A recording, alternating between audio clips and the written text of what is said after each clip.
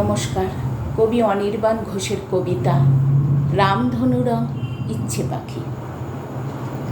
যদি কেউ মেঘ লিখে দেয়, যদি কেউ বৃষ্টি লেখে, যদি সেই বৃষ্টি ফোঁটা আমার ঘরের জানলা দিয়ে রিমঝিম ডাক দিয়ে যায়, আকাশের গন্ধ মেখে যদি তার অঝোর ধারায় বই খাতা সব দেয় ভাসিয়ে, আমি তার ডাক শুনে ছুটে দেব সঙ্গী হতে।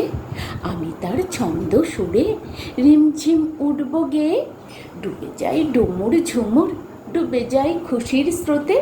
বলো সেই বৃষ্টি দিনে আর কে সুখী, আর কে সুখী, আর কে সুখী আমার চেয়ে। যদি কেউ ফুল লিখে দেয়, প্রজাপতি পাখাও লেখে, যদি কেউ ফুল লিখে দেয়, প্রজাপতি পাখাও লেখে, যদি সেই রামধনু রং ছড়িয়ে বাগান রঙিন করে, আমি সেই রঙের মেলায় ঝিলমিল দৃশ্য এঁকে চুপি চুপি হারিয়ে যাব অচিন দেশে, অচিন দেশে, অচিন দেশের রূপনগরে। যদি কেউ ভোর লিখে দেয়, যদি কেউ পাখিও লেখে, যদি কেউ ভোর লিখে দেয়, যদি কেউ পাখিও লেখে, যদি সেই স্বর্ণালী ভোর একটা নতুন গল্প শোনায়, আমি সেই ভোরের বেলায় সব কাজ বন্ধ রেখে পাখা মেলে পাখির সাথে হারিয়ে যাব, হারিয়ে যাব, হারিয়ে যাব নীল নীলিমায়।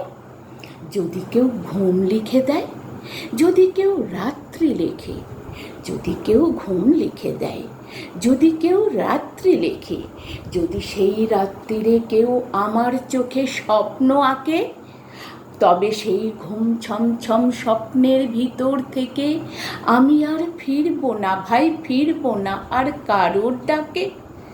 আমি আর ফিরব না, ফিরব না কারোর ডাকে। আমি আর ফিরব না ভাই কারোর ডাকে।